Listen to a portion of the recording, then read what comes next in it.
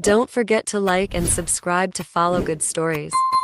Maxi collapsed onto the ground, her entire body feeling as heavy as lead, unable to move. Seeing her fall, Riften quickly grabbed her arm and exclaimed, "My lady, you must find shelter immediately." Amidst the shouts and chaos of the soldiers, he guided her to safety and ordered one of the men to escort her inside. Maxi turned her gaze back to the tumultuous scene behind them. Her eyes widened in shock as she witnessed the sheer panic etched on the faces of the townspeople. Their expressions of fear burned into her mind. Clutching Roth's arm, her voice trembled as she stammered, "And maybe I should try to reason with them again." Her only desire was to protect the innocent civilians caught in the turmoil. But Roth cut her off, shouting, "You can't do anything here, my lady. Please, leave at once." Maxi's grip on his arm weakened in despair, and she let him go. She watched helplessly as Roth and the others fought against the enemy. The sight of them bearing the weight of the battle alone was unbearable for her. Suddenly, a loud cry echoed, "Hurrah! The Dragon Knights have returned." A wave of relief washed over the townspeople, and Maxi collapsed to the ground in tears. Riften had returned with his army, he had truly come back. On the battlefield, the city guards cheered with joy, while the enemy's faces turned pale with dread. "Damn it, they've already returned?" One enemy soldier cursed as the thunderous sound of hooves drew closer. Riften appeared, his expression dark and menacing. His piercing gaze fell upon the intruders as he growled, "I didn't expect to have uninvited guests while I was away." The enemy flinched at his icy tone. With a motion of his hand, Riften signaled his knights, who swiftly encircled the invaders. "What do you call uninvited guests, Elios?" Riften asked coldly. Elios replied with a smirk, "Invaders, my lord." Baron Heb added, "Or perhaps bandits would be more accurate." Riften's lips curled into a faint, grim smile. With a commanding voice, he declared, "If you've dared to stir trouble in my domain, then I assure you, your tombstones will bear witness to your folly, your disrespect for the sanctity of this land, and your reckless disregard for your own lives." The leader of the intruders stammered, Please, let me explain. I am Lord Rob Mahaz of Sisa Livad." Riften's brows furrowed, his eyes narrowing dangerously. "A lord, you say?" Rob frantically nodded. Yes. Your men disrespected me by demanding my identity and then denied me entry to the city. This scuffle got out of hand. That's all." Baron Heb shook his head in disbelief while Riften's gaze shifted to the gates, now shattered, with injured and fallen guards scattered across the scene. He sneered. "A scuffle, you say?" Riften urged his horse forward, his presence suffocating. Without another word, he drew his sword, its blade gleaming ominously. The sheer force of his aura made Rob and his horse freeze. I apologize for my outburst," Rob stuttered. "Can we not resolve this misunderstanding peacefully?" Before he could finish, the tip of Riften's blade pressed against Rob's throat. "This is war," Riften growled. "Bringing soldiers to my gates and launching an attack, isn't that an act of war? In response, I'll take your head and raze your lands to the ground." Rob's face turned ashen, though he desperately tried to appear defiant. You'll break the truce. Our king will not let this slide." Riften's voice turned icy. "You forfeited your nation's protection the moment you attacked my domain." Still trembling, Rob tried to salvage his composure. I have hundreds of knights sworn to my cause at Sisa Livad. If you kill me, you'll spark a full-blown war." Riften's tone was dripping with contempt. "Then I look forward to it." He raised his sword, preparing to strike.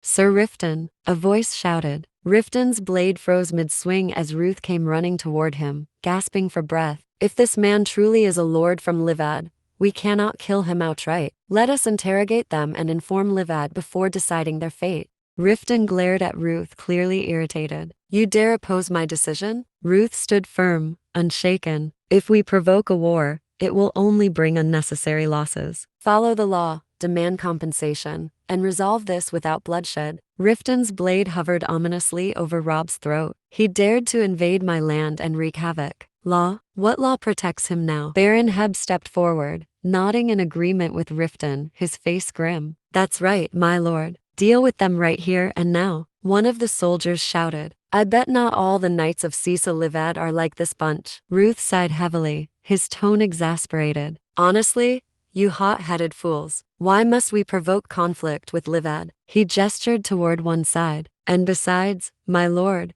you shouldn't sully the eyes of our esteemed lady." "Please, Show the spirit of a true knight. Riften flinched at Ruth's words, his expression immediately shifting. What did you just say? From a distance, a familiar figure began to emerge. It was Maxi, sprawled helplessly on the ground. Seeing her in such a state, Riften's jaw tightened, and the veins on his neck bulged as fury consumed him. He growled, his voice like thunder. How dare you bring my wife to a place like this? Ruth sighed again, his patience clearly wearing thin. If disputes arise while the Lord is away, it's only natural for your lady to handle things. That's the way it works. Riften gripped the hilt of his sword, his knuckles white from the force. He turned to the invaders, his voice cutting through the chaos like ice. Drop your weapons immediately. Anyone who dares resist will lose their head. The leader of the intruders trembled, his words stumbling over themselves. Please, have mercy. I'll leave right away and never come back. But before he could finish, Riften's deadly aura silenced him. Riften's glare was like fire as he hissed. You attack my land and demand mercy? Either surrender or die here and now. Choose. The man swallowed hard, a loud gulp audible even amidst the tension. Finally, he dropped his sword to the ground, followed by the rest of his men. Bind them and throw them into the dungeon. Riften's voice roared, shaking the battlefield. As the soldiers moved to carry out his orders, Maxi struggled to her feet, her legs shaky and unsteady. Her breath came in gasps as she silently thanked the heavens for Riften's timely return. But before she could fully collect herself,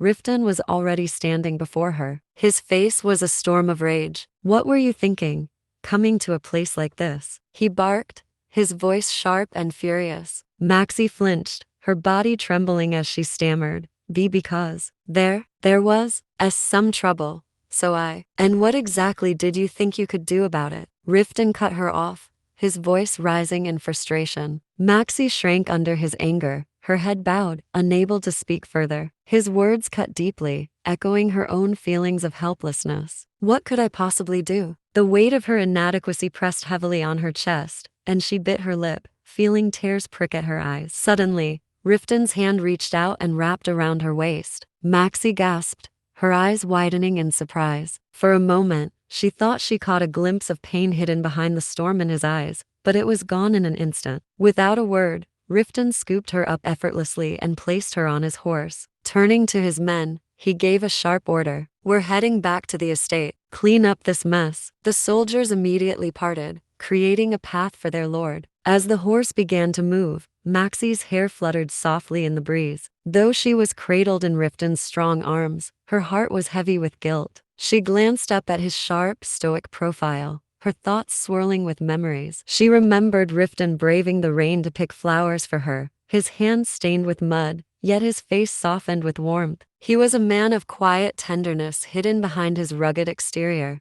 Now, seeing his cold expression, Maxi's only wish was for him to forgive her. The ride back to the estate was filled with silence, save for the rhythmic clatter of hooves. When they finally arrived, Rodrigo was there to greet them with a respectful bow. Welcome back, my lord and lady, he said politely. Take Talon back to the stables, Riften instructed curtly before carrying Maxi inside. As he strode through the hallway, Maxi's thoughts churned. Will he notice the decorations in the castle? Will it help calm his anger? But one glance at his grim face made her certain he wouldn't even notice. Please, put me down, Maxi whispered hesitantly, her voice barely audible. I can walk myself. Riften shot her a cold, sharp look. It would be best if you stayed quiet, he replied icily. Maxi lowered her gaze, her lips pressing into a tight line. In his arms, she felt small and powerless, but she could only obey as he carried her forward, his anger simmering just beneath the surface. Maxi was rendered speechless and instinctively turned her face away. When they reached the bedroom, Riften carried her inside and shut the door firmly. Maxi gripped the edge of her dress tightly, her mind racing. Is he going to scold me? Maybe he'll punish me like my father used to. She cautiously looked up, only to see him standing silently by the window. I only wanted to help the people as the lady of this castle. He shouldn't be this angry with me. Taking a deep breath, Maxi mustered the courage to speak. Jay just. But before she could finish, Riften suddenly turned around and strode toward her. Before she could even process what was happening, she found herself in his arms, his lips pressing firmly against hers. Maxi gasped, her breath quickening as Riften deepened the kiss. She clutched tightly at the hem of his cloak, her mind spinning. After a long moment, Riften pulled back slightly, his voice softer yet tinged with frustration. "What were you planning to do if I hadn't returned in time?" he asked, his tone heavy with concern. Maxi stammered. "I didn't think they'd dare to attack the G-gates." Riften's voice rose, anger flickering in his eyes. "You shouldn't have been there at all." Maxi's eyes widened at his outburst. Seeing her reaction, Riften took a deep breath, his brows furrowing as he tried to calm himself. "Don't put yourself in danger like that again. Do you understand?" She nodded timidly, her voice too weak to respond. Riften let out a heavy sigh, as though releasing the weight of his worry. "Do you have any idea how I felt when I saw you there? My whole body turned cold." "Damn it." His voice cracked slightly. "I've crossed forests, climbed mountains, and forded rivers day and night just to get back here only to find you in harm's way." Maxi reached out hesitantly, her fingers brushing against a streak of blood on his neck. Riften closed his eyes for a moment, leaning slightly into her touch. She could see the exhaustion on his face, the way he bore the marks of his rushed return without a moment's rest. Her heart ached at his words. If he had arrived any later, the thought sent a shiver down her spine. I'm as sorry," she murmured, her voice barely above a whisper. I didn't mean to worry you." Riften suddenly stepped back, his sharp gaze scanning her from head to toe. "Are you hurt anywhere?" Maxi shook her head quickly. "And no, I'm fine." Riften didn't seem convinced. He tossed one of his gauntlets onto the floor with a clang and began removing the other while watching her intently. "Let me see your face." Maxi's heart pounded faster and faster as Riften worked swiftly, loosening the ties of her dress. "If I find even a scratch on you, I'll make sure someone loses their head," he muttered, his voice firm. He pressed gentle kisses along her skin as he carefully inspected her body. "For every bruise I find, I'll claim a head in return," he said, his tone laced with determination. Maxi let out a soft whimper at each kiss, her body trembling under his touch. Suddenly, Riften froze. His hand brushed over a faint mark. "Here we go, one head gone," he said, his expression dark. Maxi panicked and quickly blurted out, That's just from when I bumped into a bookshelf in the L library." Riften scowled, his voice rough. "Don't lie to me, Maxi. I am not lying," Maxi stammered, her eyes wide with sincerity. Before she could react, Riften scooped her up effortlessly. Riften,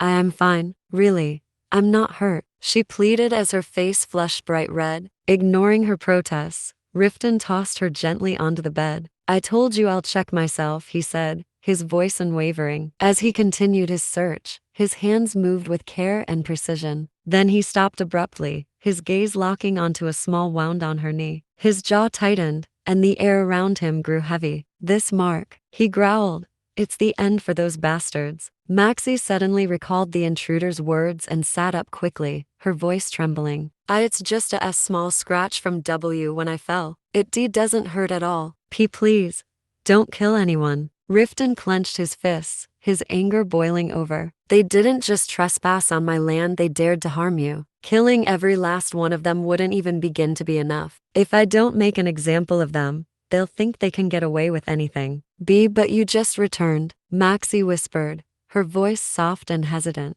Riften stilled, her words seeming to break through his fury. His gaze softened slightly, though his eyes still held the sharpness of a cornered beast. He turned his head to look at her, his expression a storm of anger and worry. Maxi swallowed her fear and spoke carefully. If war breaks out, you'll have to leave again. I don't want to be alone anymore." Her voice wavered, but her words hung in the air, sinking deeply into the silence. Riften's shoulders sagged slightly as he looked at her, the storm in his eyes dimming, replaced by something softer, something conflicted. Riften gently touched her cheek, his brows furrowing as he let out a quiet curse under his breath. Then, pressing his lips tightly together, he muttered, "What have you done to me?" For weeks, I couldn't think of anything but you." It felt like centuries passed. Before Maxi could respond, Riften leaned closer, his lips brushing against hers again with fervent intensity. "If you keep being like this, how am I supposed to hold myself back?" he whispered, his voice raw with longing. On the bed, surrounded by their rekindled passion, the two called out each other's names, their love overflowing after being apart for so long. Every time Maxi met his gaze, There was a hint of sorrow mixed with the intensity of his desire. It overwhelmed her to the point that tears began to fall from her eyes. Later, by the fireplace, Riften stoked the flames, the crackling sound of the wood stirring Maxi awake. "Did I wake you?" he asked softly, glancing at her with a faint smile. "You're such a light sleeper." Beads of water still clung to his hair, glimmering faintly in the firelight. "I didn't even realize why you'd gotten up," Maxi murmured, her voice still groggy. "Of course you didn't. You were exhausted from last night," he replied with a teasing tone, his large frame casting a protective shadow over her. "I've been up interrogating those bastards." At the mention of the intruders, Maxi's gaze darkened, her brows furrowing. Riften explained, "I had to bring in a priest to verify that man's background. Turns out, he is a noble from Livad, but he's no lord of Sisa. He's not even the heir. His older half-brother inherited the family's title and estate. This guy stole their heirloom and ran off to Reven. From what I gathered, he's been wandering around with a band of knights, probably lured by the rumors of the treasure I brought back from the dragon's lair." As he spoke,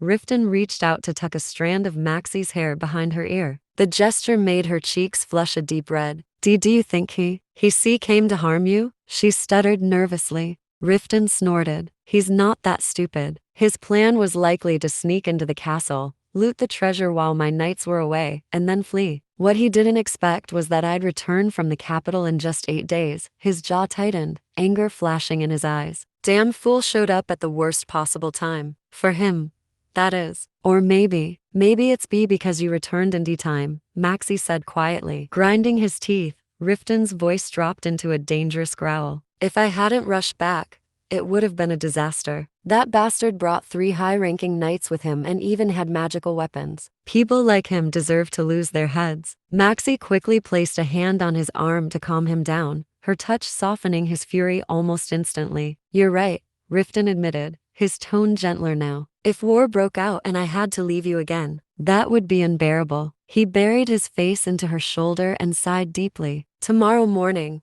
I'll send word to that bastard's father. He'd better discipline his son properly and pay compensation. That's all I'll demand." As she sat there, Maxi caught a faint, sweet scent lingering on Riften. It reminded her of flowers, specifically roses. She chuckled to herself, recalling Ruth's old remark about how no knight would willingly use floral soap. "What's so funny?" Riften asked, tilting his head. "Why, your hair," she said, smiling. "It smells like roses." Riften's face turned slightly pink as he muttered, "I thought you might like it if I smelled better. Does it make me less masculine?" Maxi's heart softened at his unexpected insecurity. This man who had seemed so fierce and untouchable when they first met, was now showing her a tender, almost boyish side. She cupped his face and kissed him softly. I love it. Why, you're always masculine, no matter what." Riften's eyes widened at her words before narrowing with a playful intensity. "How am I supposed to hold back when you say things like that?" he murmured. He immediately leaned in and captured her lips again, his kiss fierce and consuming. Pulling back,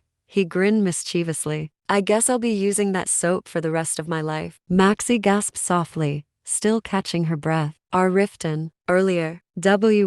You started it," Riften teased, his smirk growing wider. "Now, how am I supposed to stop? You've lit a fire in me, Maxi." The next morning, Maxi made her way to the dining hall. The servants greeted her with bows as she passed, and she quietly reminded herself not to let her responsibilities slip. "I have to work hard and help Riften manage the estate," she thought. As she entered the hall, she froze. The room was unusually quiet, and several knights were seated at the table. Maxi blinked a few times, unsure if she was imagining things. Ruth yawned loudly before speaking. "How's your injury, my lady?" Maxi fidgeted with her hands nervously. It's just a small scrape." "I figured as much," Ruth replied nonchalantly, pulling out a chair for her. "Please, have a seat. Bring the ladies breakfast," he called to the servants. Maxi sat down hesitantly, stealing glances at the knights. "I thought they only dined here on special occasions. Don't they usually eat in the barracks?" Curious, she turned to Ruth and asked,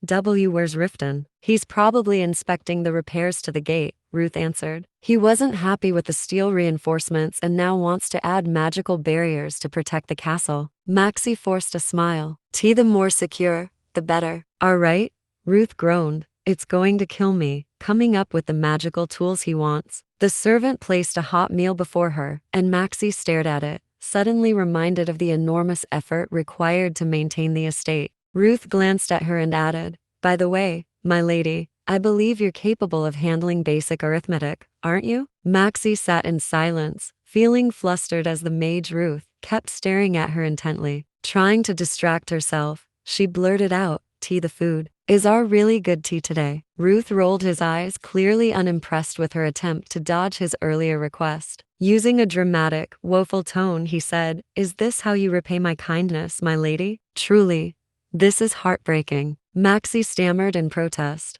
"I am not capable of helping anyone." Feigning hurt, Ruth gasped, "I knew it. I should never have asked for help, even in the depths of my despair." Maxi couldn't believe how far Ruth was willing to take this act. Meanwhile, the other knights at the table continued eating quietly, only occasionally glancing at the pair's exchange. Eventually, Heberin, unable to tolerate Ruth's antics any longer, furrowed his brows and scolded, "That's enough, mage. Stop pestering the lady. You're being rude." Ruth, however, ignored him entirely, his gaze still fixed on Maxi, who felt more flustered than ever. Finally, she gave in with a resigned sigh. Fine, I'll help you." Instantly, Ruth's expression brightened. "I'll be forever grateful, my lady," he said cheerfully. Heberin, observing the exchange, chuckled and commented, "The two of you seem to get along quite well." Blushing, Maxi replied, "Well, our Ruth once helped me renovate the sea castle." "Ah, I see,"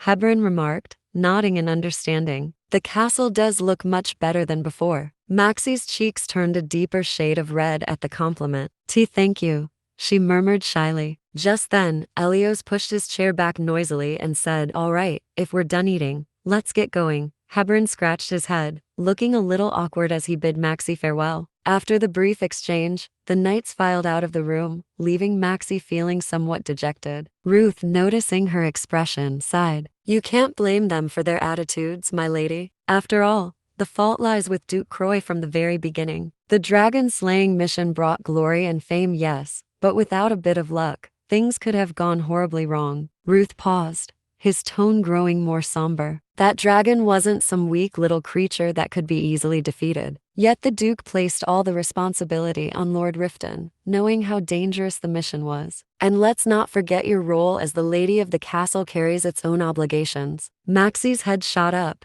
and she stammered, But I." Before she could continue, Ruth interrupted, "That's how all the knights see it, my lady." Her gaze dropped to the floor. I really didn't know anything," she whispered. "Crying over it won't change what's done," Ruth said matter-of-factly. "You're still Lord Riften's wife, no matter what anyone says. Don't let it bother you unless they show you outright disrespect." Maxi glanced down at the hem of her dress, her fingers brushing against her shoe. She knew all too well how they looked at her with disdain for trying to step into a role she barely understood, especially when it put others in danger. Just then, Rudy's approached her. "My lady, Lord Riften is looking for you. Shall I escort you to the garden?" Maxi nodded and followed Rudy's. Outside, the estate was bustling with activity as workers carried items into the manor. Riften stood nearby, overseeing everything, but the moment he spotted Maxi, he walked over to her. What are all these things?" she asked, confused. "I told you I'd bring back gifts when I returned,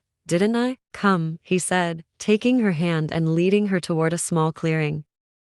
Maxi's eyes widened as she saw a white mare standing gracefully in the breeze, its mane fluttering. "This is for you," Riften said, scratching the back of his neck awkwardly. "I thought, since my horse is too big and wild for you, I'd get you one that's easier to handle. She's young but well-trained." Maxi approached the mare, her hands trembling as she gently stroked its neck. "Is this are really for me? I just said it was, didn't I?" Riften replied, a smirk tugging at his lips. "Besides, no knight would ride such a dainty horse. Do you like her?" Maxi's face flushed, and she nodded fervently. I love her. I've never received a gift like this before." "Thank you, Riften." Riften froze momentarily, captivated by the happiness radiating from her smile. He stepped closer and kissed her deeply, leaving her breathless. "Come," he murmured, his voice low and tender. "Let me show you the other things I brought." Maxi blinked in surprise. "There's more,"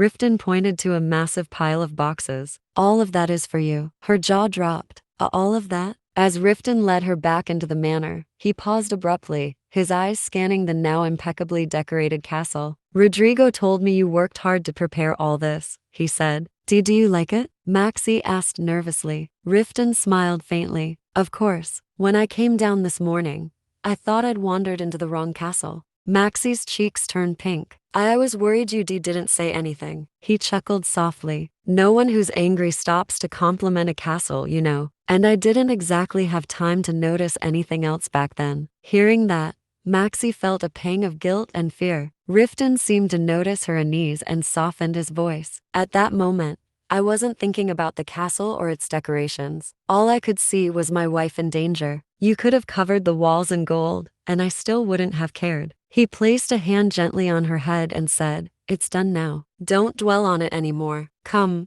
let's open your gifts. Later, Maxi found herself dressed in an extravagant feathered gown. Riften admired her quietly for a moment before murmuring, I knew it would suit you perfectly. Maxi turned to him, her hands clenched nervously. I look like a pea princess. Seeing her shy expression, Riften immediately leaned closer, concern flickering in his eyes. Why do you look so sad? Is something wrong? Maxi hesitated before asking. Why you must have been busy. Why did you still take the time to buy gifts for me? Riften replied matter-of-factly. I made you leave all your belongings behind at Castle Croy. It's only right that I replace what you lost. Maxi's heart thudded at his thoughtful words. She thanked him softly, her gaze following him as he gestured toward the rest of the gifts. I feel like a fraud, but it's not as though I lied to him. He's the one who decided I deserve these gifts, she thought, her guilt mingling with gratitude. His voice snapped her out of her thoughts. I need to check on the prisoners now. Go ahead and open your gifts. Why yes. Thank you for the presents, she stammered. I'll see you at dinner,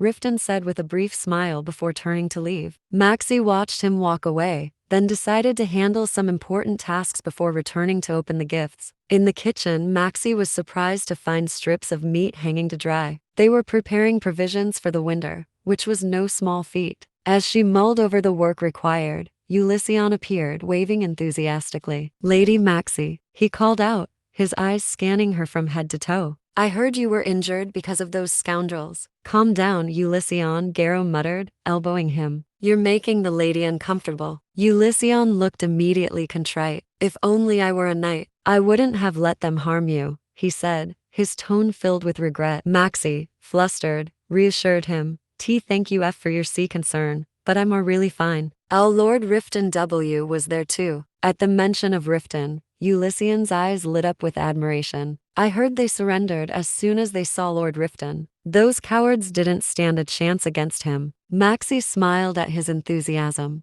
What brings you to the kitchen? She asked, curious. Ulysses scratched the back of his head sheepishly. Well, we smelled the meat and snuck away from training to find out what was cooking, he admitted. The knights behind him groaned in embarrassment, clearly regretting his honesty. Maxi chuckled and turned to the cook. Could you prepare a plate of sausages for them? The cook stretched his arms and replied, Of course, my lady. Right away. Soon, a plate of steaming hot sausages was brought out, and the group's faces lit up with delight. Watching them enjoy the meal warmed Maxi's heart, but she remembered that she needed to check on her horse. By the time Rudy's reminded her to return for dinner, it was already late evening. Maxi decided to take her meal in her room and left the dining hall, her body weary from the day's work. Sitting by the flickering light of the fireplace, she reflected on her busy day. At least here, she didn't feel invisible like she did back at Castle Croy. Ruth's words echoed in her mind. The Duke placed all the responsibility on Lord Riften, despite knowing how difficult the dragon hunt would be. Maxi clenched her fists. She still didn't understand why Riften was so kind to her when her own father had been so cruel, but she resolved to do everything in her power to ensure the happiness she had found wouldn't slip away. Maxi is grappling with the challenge of earning recognition from the knights. What must she do to truly establish herself as the lady of the castle? Stay tuned to find out in the ongoing journey of Under the Oak Tree. Don't forget to like and subscribe to the Revenping Manhwa channel to follow the story.